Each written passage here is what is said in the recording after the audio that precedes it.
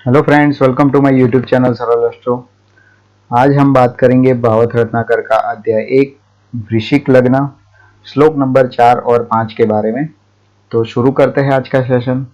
सबसे पहले हम जानेंगे श्लोक नंबर 4 के बारे में, जिसके अंदर रामानुजाचार्य कहते हैं कि गुरु सौम्यो पंचमस्थो लाभे चंद्रो भवेदति बहुभाग्य धनोपेतः कीट जन्मा न संशयः। इसका मतलब यह है कि जिस किसी का भी जन्म वृश्चिक लग्न के अंदर हुआ हो, उसका गुरु और बुध 5वें स्थान में हो और चंद्र लाभ स्थान के अंदर हो तो वो बहुत भाग्यवान और धनवान होता है।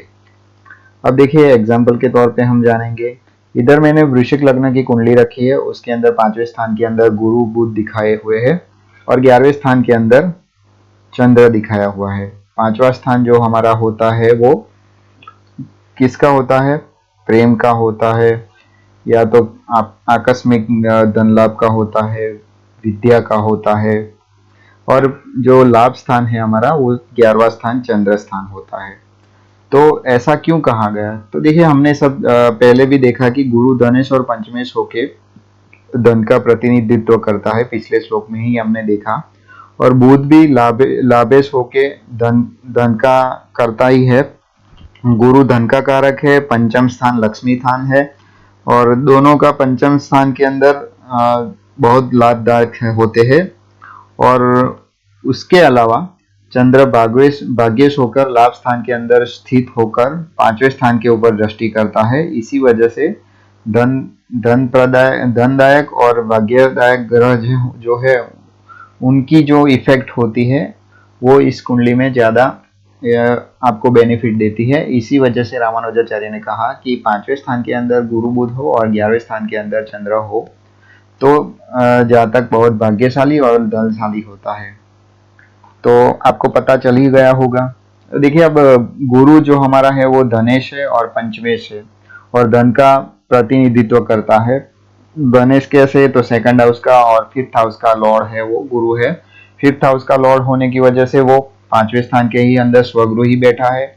बुध जो है वो धन लाभ करता है क्योंकि वो लाभेश है और लाभेश के अंदर चंद्र विराजमान है। चंद्र जो है वो भाग्येश है। भाग्येश का 11वें स्थान के अंदर बैठना वो भी एक अच्छी स्थिति मानी जाती है और 11वें स्थान के अंदर बैठ के भी वो 5वें स्थान में 7वीं दृष्टि कर रहा है, आप देख सकते हैं।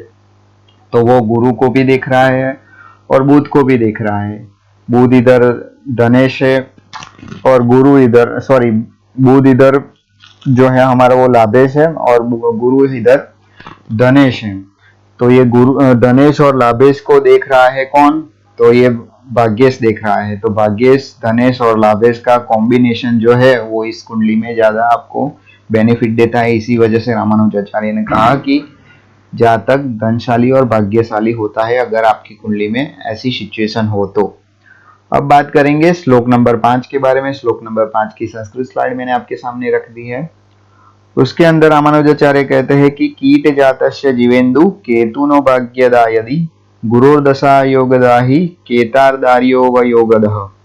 इसका मतलब यह है कि वृश्चिक लग्न के अंदर जो भी जातक का जन्म होता है उसका गुरु और केतु भाग्य स्थान में हो और गुरु की दशा उसकी योग कारक और केतु की दशा सामान्य होती है। तो देखिए गुरु और केतु भाग्य स्थान में होने चाहिए। इस कुंडली का इस श्लोक का क्राइटेरिया यह है कि जो हमारा गुरु है और केतु है वो भाग्य स्थान के अंदर होने चाहिए। तो एग्जाम्पल के तौर पे मैंने आपके सामने एक कुंडली रखी है, उसके अंदर भाग्य स्थान के अंदर हमने गुरु केतु को दिखाया हुआ है। वो क्या भाग्य स्थान के अंदर कौन सी राशि है? तो पिछले वीडियो में ही हमने देखा, पिछले श्लोक के ही अंदर हमने देखा कि वो चंद्र की राशि है। तो देखिए चंद्र जो है वो भाग्य स्वगृही होके भाग्यप्रद होता है। गुरु धनेश और पंचमेश होके भाग्य के अंदर धनप्रद होता है। देखिए पिछले श्लोक के अंदर वो 5वें हाउस में था गुरु, इधर जो है वो भाग्य स्थान के अंदर है। गुरु धनेश और पंचमेश है। तो धनेश और पंचमेश जब भाग्य स्थान के अंदर बैठता है तो वो अच्छा माना जाता है। गुरु चंद्र मित्र ग्रह है और ग्रहों के साथ केतु हो तो भी गुरु की दशा धनप्रद और भाग्यप्रद होती है। लेकिन केतु जो है वो पाप ग्रह होने की वजह से वो साधारण मिलती है, आपको सिंपल मिलती है, उसका कुछ ज्यादा इफेक्ट मिलता नहीं है। आध्यात्मिक केतु जो आपने देखा होगा कि वो आध्यात्मिक ग्रह है, आपको आध्यात्मिक और की ओर खींच देता है और आपको मोक्ष का प्रतिनिधित्व करता है। आपको मोक्ष लेना है तो केतु आपका अच्छा होना चाहिए। तो केतु आध्यात्मिक ग्रह होने की वजह से वो भौतिक जो आपके सुख होते हैं उसके अंदर ज्यादा दिलचस्पी नहीं दिखाता है। अगर किसी का धन देखना है, भाग्य देखना है, तो उसके अंदर केतु का कोई रोल नहीं होता है नैसर्गिक। वो आपको आध्यात्मिक ग्रह होने की वजह से भौतिक चीजें जो होती है उसके अंदर ज्यादा बेनिफिट नहीं मिलता है। इसी वजह से रामानुजाचार्य ने इधर ये कहा कि गुरु की दशा तो योग कारक होती है, लेकिन केतु की दशा सामान्य होती है। अगर आपकी कुंडली के अंदर गुरु केतु भाग्य स्थान के अंदर हो और वृश्चिक लग्न की कुंडली हो तो देखिए, आज हमने श्लोक नंबर 4 और 5 के बारे में जाना। श्लोक नंबर 4 के अंदर हमने ये जाना कि 5वें स्थान के अंदर गुरु बुध हो और 11वें स्थान के अंदर चंद्र हो। तो अगर ऐसी सिचुएशन हो तो जातक जो होता है हमारा वो बहुत धनवान और भाग्यवान होता है। और 5वें श्लोक के अंदर हमने ये जाना कि गुरु केतु अगर भाग्य स्थान के अंदर हो तो गुरु की दशा अच्छी जाती है, योग कारक जाती है, लेकिन केतु की दशा सामान्य जाती है। तो आज के लिए बस इतना ही था। उम्मीद है आपको ये वीडियो अच्छा लगा होगा। अगर ये वीडियो अच्छा लगा है तो लाइक, शेयर एंड सब्सक्राइब जरूर कीजिए। तब तक के लिए मुझे इजाजत दीजिए। Thank you.